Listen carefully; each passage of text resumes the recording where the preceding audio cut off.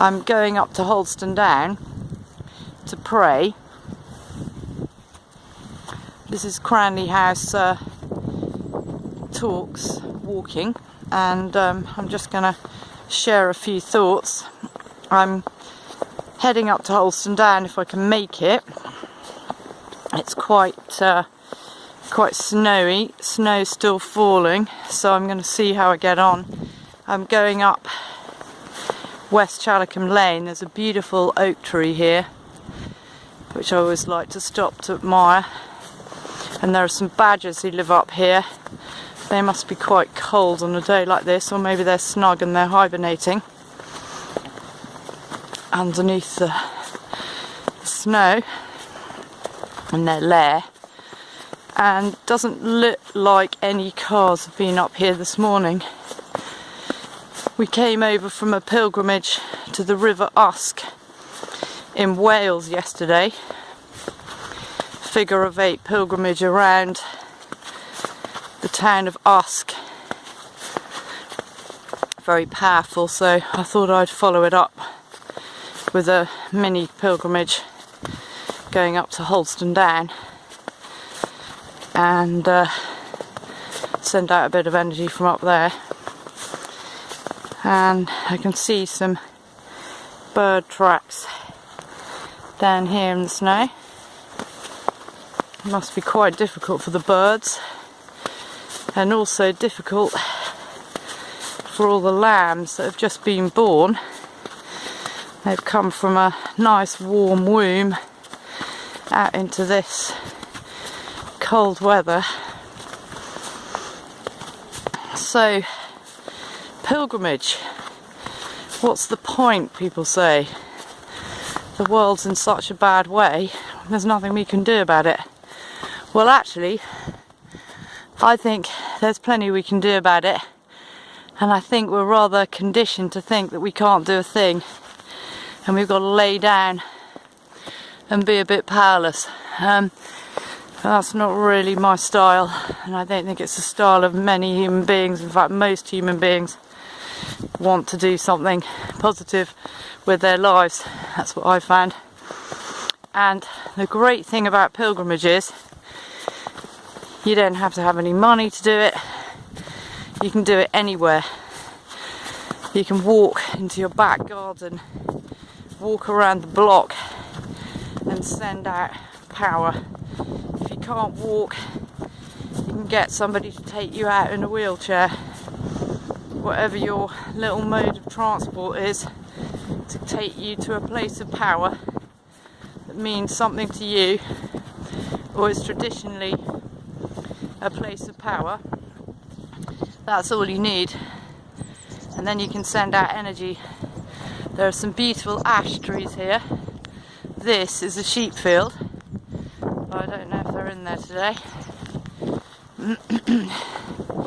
And that's the view looking back over the hillside down to Combe Martin and across the other side. So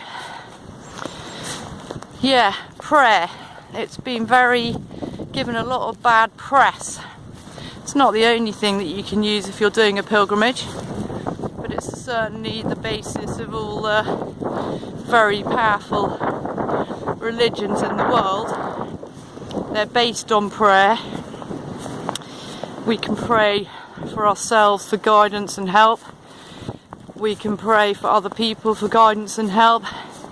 We can pray if they're sick. And we can pray for the world. And we can direct energy generated by prayer from one place to another. And that is powerful. We are sending and receiving transmitters. We have our own energy field, and we have a source which that energy comes through to us from, and we can send it out to where we choose to direct it. And that's a tool which all human beings have inbuilt. A lot of human beings don't realise they've got this, but when they do, then they can become really empowered. And to me, that's what pilgrimage is about. It's very simple. You can walk and pray as you go along. You can sing songs. Alleluia is a good song to sing. Alleluia,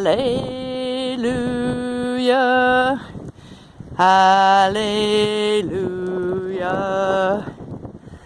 Alleluia. It's quite a traditional Christian song, as far as I know. It may not be, but it is to me. And we can do songs, mantras from any tradition that feels right to us and has power. And we can sing, pray as we go along, or when we find our place of power. I'm going to Holston Down, which is a place of great power for me.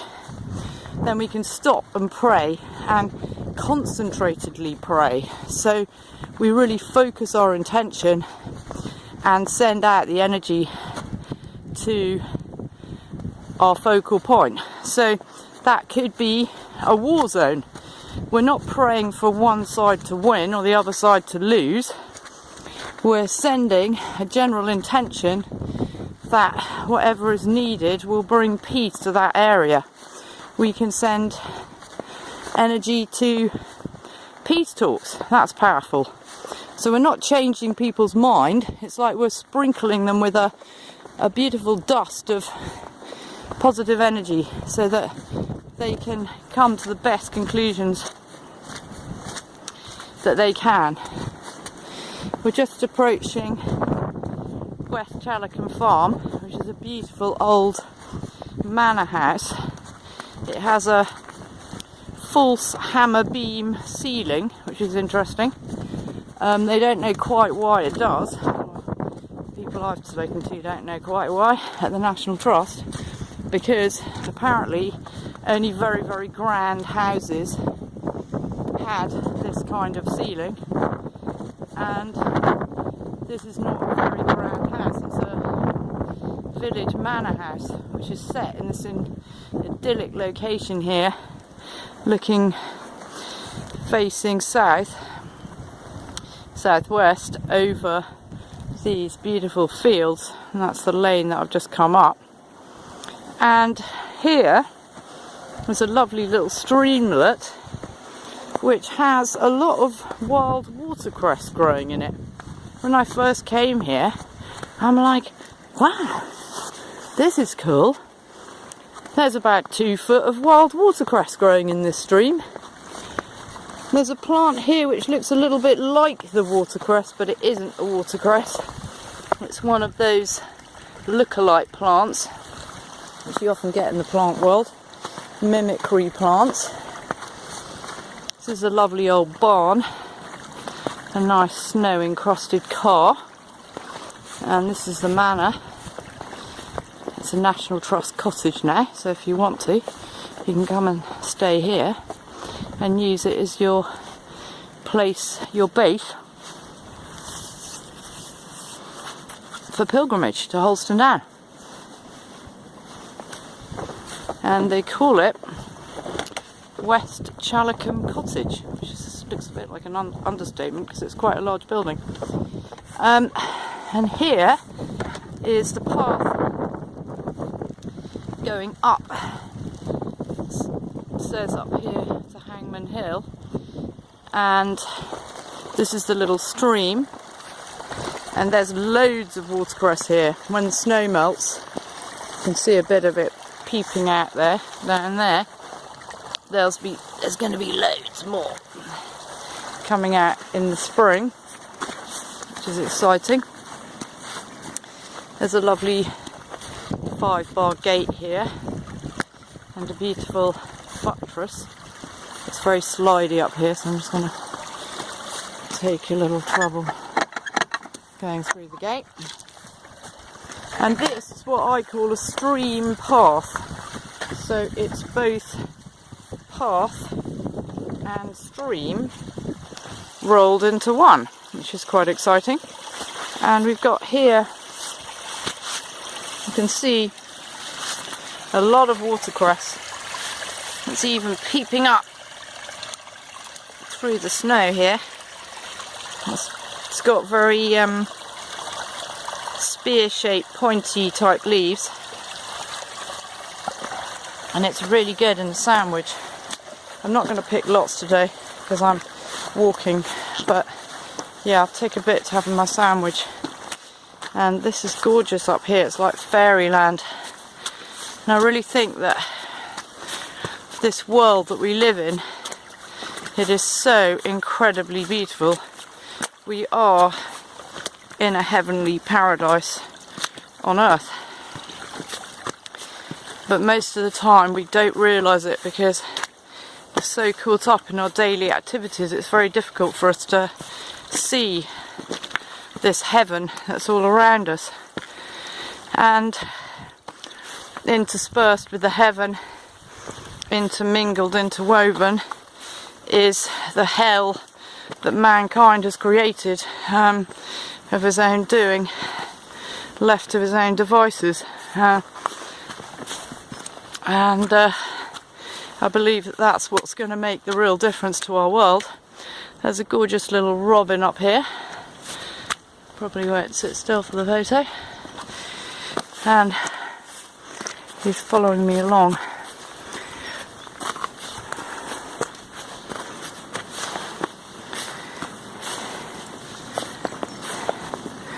Probably thinks I've got some food for him. If he wants some watercress, he's welcome. That's about all I've got at the moment here. And it's sheltered. I can see it's still snowing, but down here you get shelter from the wind and from the rain and the drifts of snow as well. So, points of power. These are places where energy has been built up by people doing spiritual practices, masters doing spiritual practices over time. So Holston Down, which is on Exmoor, it's about 15 minute drive from Combe Martin in the car, and you can walk up there. It takes me about 2.5 hours if I'm stopping and taking it easy, not rushing it.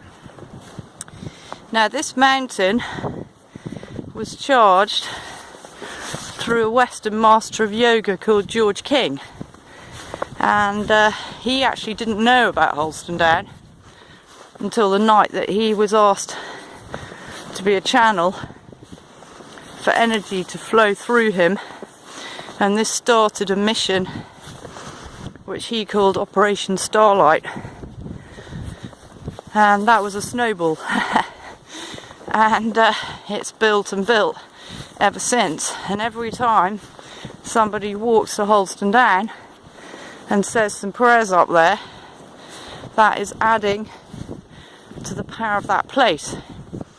And if a group of people go up there and pray, then the energy increases exponentially.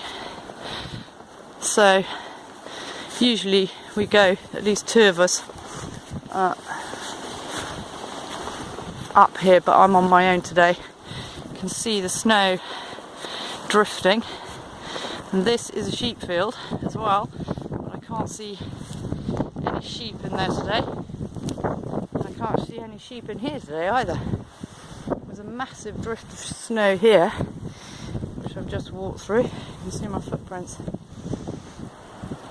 So yeah, it'll be interesting to see if I can get to the top. I'm not going to be foolhardy. I'm just going to give it a whirl. I've got my mittens on, so occasionally you're going to see a mitten across the screen.